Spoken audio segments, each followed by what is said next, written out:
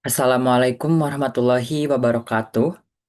Yang terhormat, Ibu Elin Paulina MM, selaku dosen pada mata kuliah Bank dan Lembaga Keuangan Non-Bank, dan teman-teman yang saya banggakan. Sebelumnya, perkenalkan nama saya Akbar Maulana Ismail dengan NIM 20240070084 dan saya dari AK24F.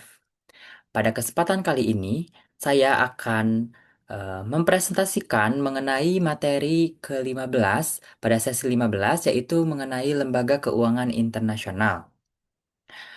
Lembaga keuangan internasional ini memiliki peran penting dalam pembangunan ekonomi dunia dan bagaimana mereka bekerja membantu negara-negara anggotanya.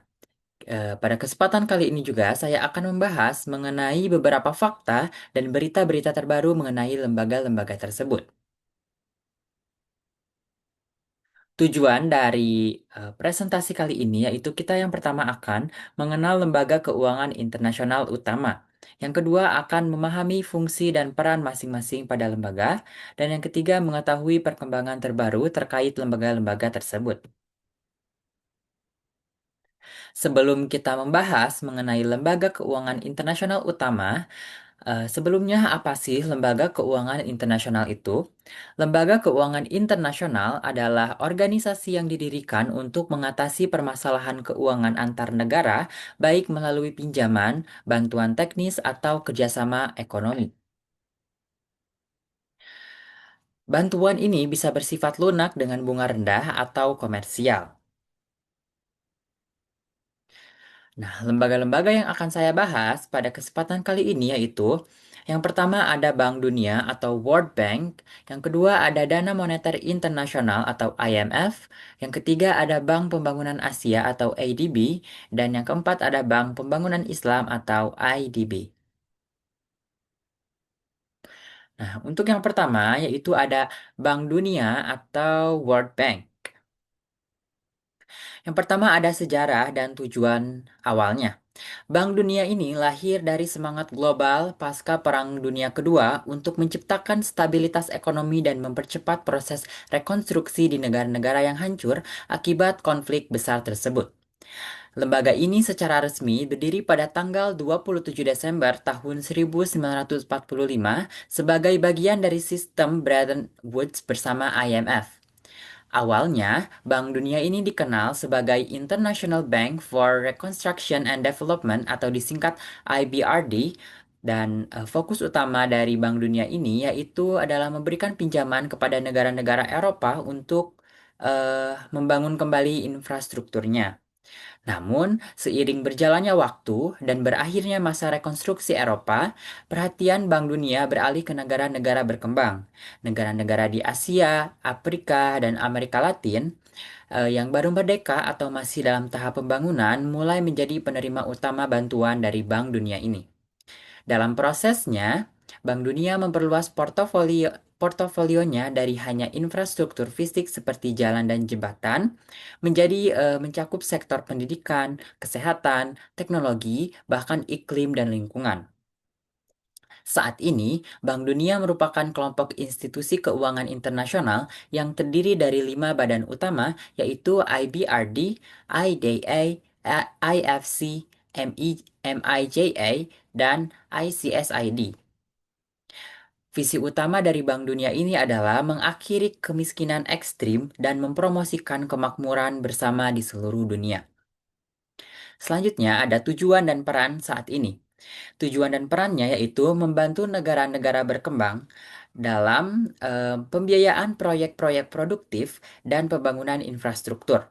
Yang kedua, ada menyediakan bantuan pinjaman, yaitu pinjaman lunak, hibah, dan bantuan teknis, juga menyasar sektor seperti pendidikan, energi terbarukan, transportasi, air dan sanitasi, dan ketahanan pangan. Selanjutnya ada struktur dan keanggotaan.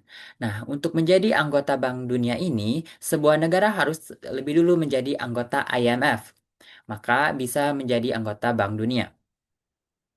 Nah, komponen utama dari Bank Dunia ada IBRD. IBRD ini International Bank for Reconstruction and Development, di mana IBRD ini adalah pinjaman untuk negara berpenghasilan menengah. Yang kedua ada IDA atau International Development Association, di mana IDA ini adalah bantuan untuk negara termiskin. Yang ketiga ada IFC atau International Finance Corporation, di mana IFC ini fokus pada sektor swasta. Yang keempat ada MIJA atau Multilateral Investment Guarantee Agency, di mana MIJA ini adalah untuk menjamin investasi asing. Dan yang terakhir ada ICSID, di mana ICSID ini singkatan dari International Center for Settlement of Investment Disputes, yang mana digunakan untuk penyelesaian sengketa investasi internasional. Nah, sumber dana dari Bank Dunia ini yaitu modal dari negara anggota, investor swasta, dan hasil obligasi internasional. Selanjutnya ada mengenai perkembangan terbaru atau berita terbaru, yaitu dilansir dari web worldbank.org. World Bank invests $1.2 billion in clean energy projects in South Asia.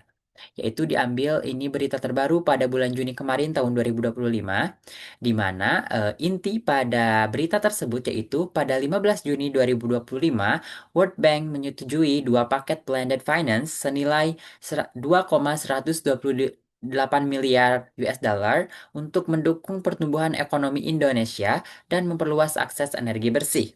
Nah, komponen IBRD senilai 1,5 miliar US dollar dialokasikan untuk reformasi kebijakan, eh, yaitu seperti digitalisasi layanan keuangan, pengembangan pasar modal, pengurangan hambatan teknologi energi terbarukan, dan manajemen risiko iklim. Juga ada proyek ISIL 2 senilai 600 juta US dollar bertujuan untuk menyediakan akses listrik ke 3,5 juta penduduk, menambah kapasitas 540 megawatt dari tenaga surya dan angin, menurunkan biaya energi setidaknya 8% serta emisi gas rumah kaca 10% di Kalimantan dan Sumatera. Nah, yang di-highlight pada berita tersebut yaitu adanya inisiatif menjadi pilot untuk step up loan, memberikan tarif bunga yang lebih ringan selama implementasi dan insentif refinancing. Diharapkan memobilisasi tambahan 345 juta US dollar dari sektor swasta melalui inovasi finansial. Selanjutnya ada IMF atau International Monetary Fund. Nah, IMF ini ada sejarah dan latar belakangnya, yaitu International Monetary Fund atau Dana Moneter Internasional berdiri pada tahun 1944 dalam konferensi Bretton Woods di New Hampshire, Amerika Serikat. Saat itu, dunia baru saja melalui dua perang besar dan dilanda ketidakpastian ekonomi global yang parah, termasuk depresi besar dan kekacauan nilai tukar. Para delegasi dari 44 negara berkumpul untuk menciptakan sistem ekonomi global yang lebih stabil dan lebih adil. IMF ini dibentuk sebagai solusi untuk menghindari praktik-praktik ekonomi yang merugikan seperti devaluasi kompetitif atau competitive depreciation dan proteksionisme yang terbukti menghancurkan perdagangan internasional. Dua rencana besar, yakni White Plan dari Amerika Serikat dan Keynes Plan dari Inggris, menjadi dasar kompromi lahirnya IMF dan Bank Dunia.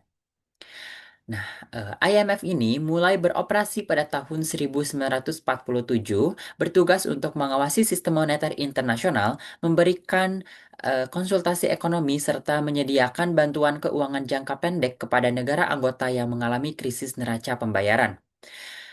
IMF juga memainkan peran penting dalam reformasi kebijakan ekonomi, terutama di masa krisis finansial seperti krisis Asia 1997, krisis utang Eropa 2010, dan bahkan saat pandemi COVID-19. Kini, IMF aktif mempromosikan kebijakan inklusif dan berkelanjutan termasuk dalam isu pajak digital, transisi hijau, dan reformasi fiskal negara berkembang. Yang kedua ada tujuannya. Tujuan utama dari IMF ini, yang pertama meningkatkan kerjasama moneter internasional, yang kedua mendorong stabilitas nilai tukar, yang ketiga membantu keseimbangan neraca pembayar negara anggota, yang keempat menghilangkan pembantasan terhadap pertukaran valuta asing, dan yang kelima menyediakan pinjaman jangka pendek untuk menghindari krisis ekonomi. Nah, selanjutnya ada struktur organisasi dari IMF. Struktur organisasi yang IMF ini ada tiga. Yang pertama ada Board of Governors, di mana Board of Governors ini adalah pengambil keputusan tertinggi yang terdiri dari Menteri Keuangan atau Gubernur Bank Sentral dari negara anggota. Yang kedua ada Executive Board. Executive Board ini yaitu 24 direktur eksekutif yang menangani operasional harian. Dan yang ketiga ada Managing Director, di mana Director saat ini per Juli 2025 yang menjabat adalah Kristalina Georgieva. Selanjutnya ada kuota sistem. Pada IMF ini kuota sistemnya setiap negara anggota menyetor dana atau kuota berdasarkan kekuatan ekonominya. Nah, dana ini digunakan untuk memberikan pinjaman ke negara yang sedang mengalami krisis ekonomi. Yang selanjutnya ada perkembangan terbaru atau berita terbaru mengenai IMF. Nah, perkembangan terbaru yang dilansir pada web imf.org ini, IMF menyelesaikan konsultasi tahunan dengan Indonesia, yaitu kemarin Juni tahun 2025. IMF menyelesaikan konsultasi tahunan artikel 4 atau penilaian ekonomi dengan Indonesia, di mana isi beritanya yaitu IMF memuji stabilitas makroekonomi yang berkelanjutan, proses digitalisasi sistem perbajakan, dan reformasi fiskal untuk mendukung keberlanjutan utang di Indonesia.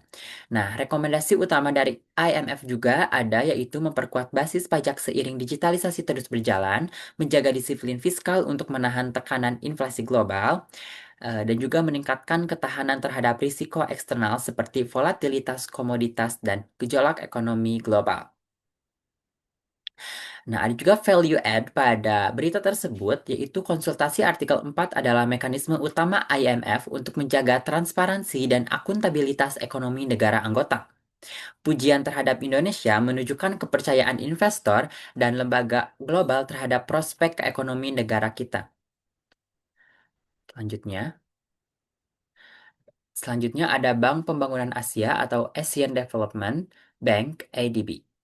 Sejarah dan latar belakang dari Bank Pembangunan Asia ini, Bank Pembangunan Asia atau Asian Development Bank ADB didirikan pada tanggal 19 Desember tahun 1966 dan berkantor pusat di Manila, Filipina.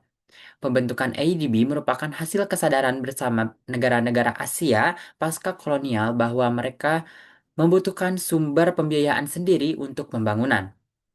Pada masa itu, banyak negara di kawasan Asia mengalami kesulitan ekonomi dan tertinggal dalam pembangunan infrastruktur dan sumber daya manusia.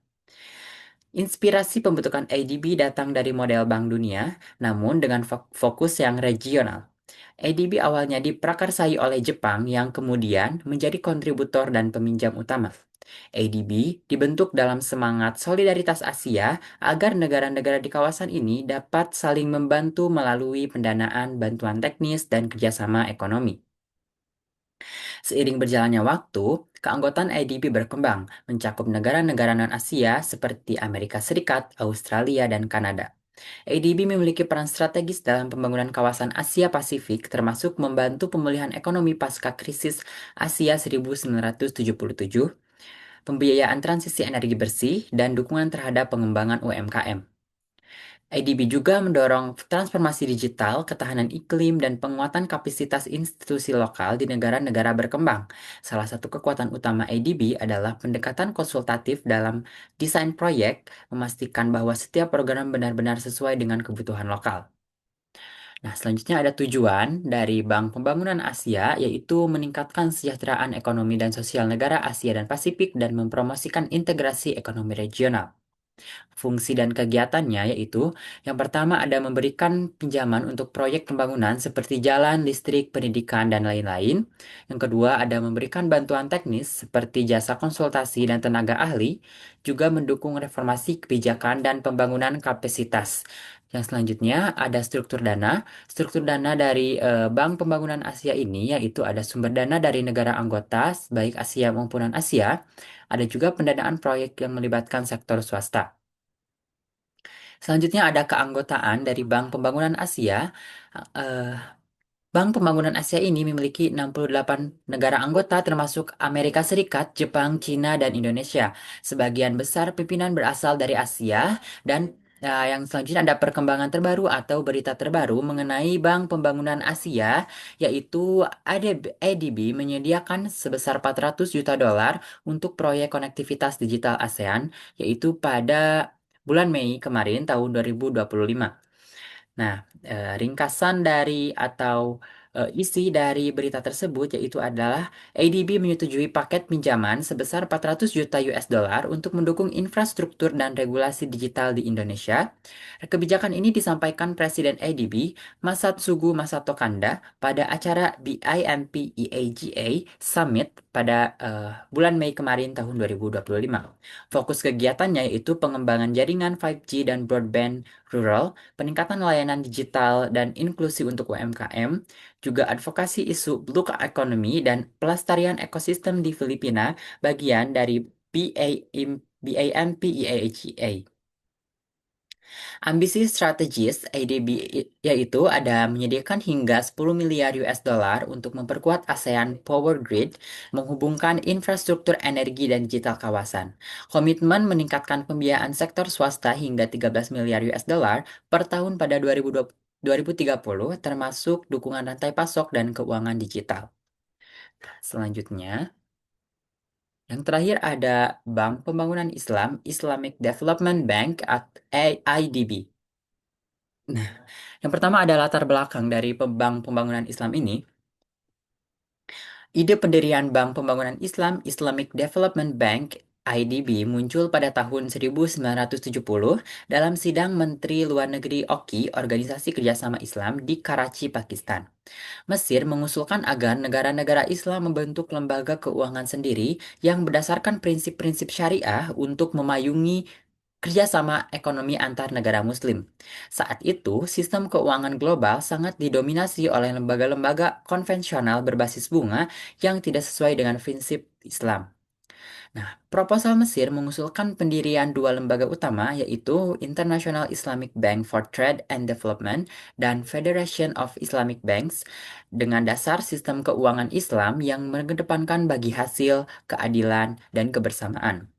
Nah, usulan ini disetujui oleh 18 negara Islam dan terus dikaji hingga akhirnya menghasilkan rancangan konstitusi Lembaga Keuangan Islam Global.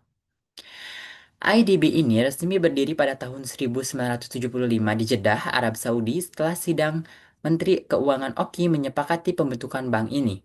Modal awalnya sebesar 2 miliar dinar Islam setara dengan 2 miliar Special Drawing Rights atau SDR. IDB menjadi lembaga keuangan multilateral berbasis syariah pertama di dunia. Sejak saat itu, IDB terus berkembang dan kini menjadi pusat inovasi keuangan Islam global. IDB mendanai berbagai proyek strategis di bidang pendidikan, pertanian, infrastruktur, dan kesehatan tanpa menggunakan sistem bunga. Mekanisme pembiayaan IDB menggunakan akad syariah seperti mudorobah, musyarakah, dan ijarah. Nah, dengan keanggotaan 57 negara, IDB juga berperan dalam pengembangan wakaf produktif, pengelolaan zakat internasional, serta penguatan ekonomi berbasis komunitas. Kehadiran IDB mencerminkan peran penting dunia Islam dalam sistem keuangan global alternatif. Selanjutnya ada tujuan dari Bank Pembangunan Islam ini. Tujuannya memberikan pembiayaan infrastruktur dan pembangunan sosial prinsip syariah tanpa bunga, mengelola dana zakat dan wakaf untuk pembangunan umat, dan menjadi instrumen integrasi ekonomi Islam.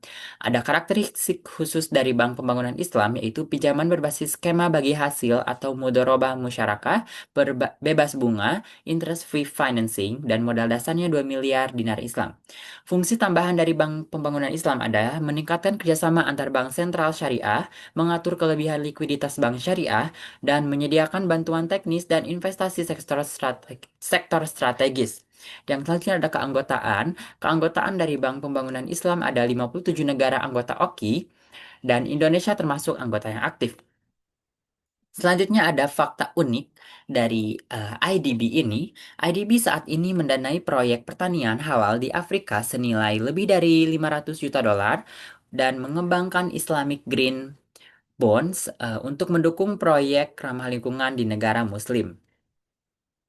Salah satu keunikan paling menonjol dari Bank Pembangunan Islam ini adalah konsep pembiayaan yang sepenuhnya berbasis prinsip syariah Islam. Artinya IDB tidak menggunakan sistem bunga. Nah, IDB juga menjadi pelopor dalam pembiayaan berbasis wakaf produktif, pengelolaan pengelolaan zakat lintas negara dan pengembangan instrumen suku hijau atau green suku. Salah satu contohnya penerbitan suku untuk mendanai proyek energi terbarukan di negara-negara Afrika sub-Sahara yang bebas bunga namun tetap menguntungkan baik untuk investor maupun penerima manfaat.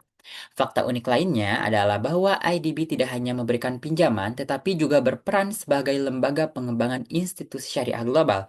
IDB mendirikan lembaga-lembaga afiliasi seperti ICD, ITFC, ISFD, dan IIFM.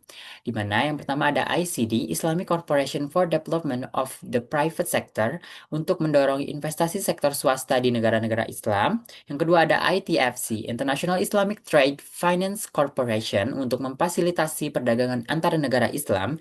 Ada ISFD, Islamic Solidarity Fund for Development, dana solidaritas yang fokus pada pengentasan kemiskinan, dan IIFM, International Islamic Financial Market, lembaga yang menyusun standar pasar keuangan syariah internasional. Nah, yang tak kalah unik, eh, keanggotaan IDB yang hanya terdiri dari negara-negara anggota Organisasi Kerjasama Islam atau OKI, yaitu 57 negara. Meski demikian, dampaknya tidak terbatas pada dunia Islam. IDB kerap bekerja sama dengan lembaga non-Islam dan negara-negara donor dalam proyek kemanusiaan dan pembangunan lintas batas selama prinsip syariah tetap dihormati. Hal ini menjadikan IDB sebagai jembatan antara dunia Islam dan sistem keuangan global, serta promotor ekonomi etis yang mendorong pemerataan keberlanjutan. Pada tahun 2024 sampai 2025, IDB juga aktif mempromosikan Islamic Green Economy, di mana mereka mendanai proyek-proyek pertanian halal, sanitasi berbasis masyarakat, hingga pendidikan pesantren berbasis teknologi di Afrika dan Asia Tenggara. Kesimpulannya, jadi keuangan internasional memainkan peran yang sangat vital dalam mendukung stabilitas ekonomi global dan pembangunan berkelanjutan. Mulai dari Bank Dunia yang mendanai infrastruktur dan pengentasan kemiskinan, IMF yang menjaga kestabilan moneter dan membantu negara saat krisis, ADB yang mendorong pertumbuhan kawasan Asia, hingga IDB yang memperjuangkan ekonomi syariah dan keadilan sosial, semuanya saling melengkapi untuk menciptakan dunia yang lebih seimbang secara ekonomi. Dengan memahami peran dan mekanisme lembaga-lembaga ini, kita tidak hanya belajar bagaimana sistem keuangan global bekerja, tetapi juga menyadari pentingnya kolaborasi internasional untuk menciptakan masa depan yang adil, berkelanjutan, dan inklusif bagi semua negara. Sebagai penutup, lembaga keuangan internasional bukanlah sekedar institusi yang memberikan pinjaman atau membuat kebijakan. Mereka adalah wujud nyata dari kerjasama global, dari upaya kolektif manusia untuk saling menopang di tengah krisis, membangun harapan di tengah keterbatasan, dan mempercepat kemajuan di tengah ketimpangan. Di balik setiap proyek jalan, listrik, pendidikan, atau zakat internasional, ada semangat bahwa dunia ini lebih kuat saat kita bersatu. Mari kita jadikan pengetahuan ini sebagai fondasi untuk berpikir luas, bersikap lebih kritis, dan bertindak lebih solutif. Karena masa depan ekonomi dunia tidak hanya ditentukan oleh lembaga besar, tetapi juga oleh generasi muda seperti kita untuk membangun masa depan yang lebih adil. Terima kasih banyak atas perhatian dan partisipasinya. Mohon maaf bila banyak kesalahan. Mari terus belajar, berpikir global, dan bertindak bijak. Wassalamualaikum warahmatullahi wabarakatuh.